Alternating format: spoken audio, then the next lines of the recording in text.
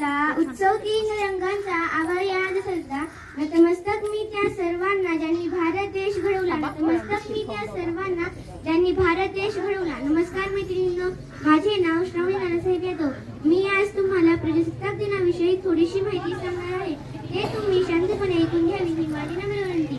आज 26 जानेवारी म्हणजे भारताचा प्रजासत्ताक दिन. आपल्या देशाला 15 ऑगस्ट 1947 रोजी स्वातंत्र्य मिळाले, परंतु त्यावेळी आपल्याकडे स्वतःचे संविधान नव्हते.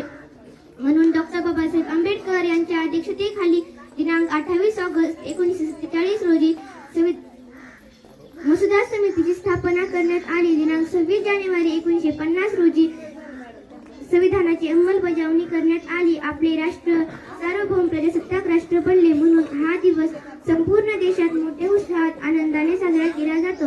तुम्हाला प्रजासत्ताक दिनाच्या कोटी कोटी शुभेच्छा. जाता जाता एवढंच म्हणते, ना जातीसाठी लढले, ना धर्मासाठी लढले, ना जातीसाठी लढले, ना धर्मासाठी लढले.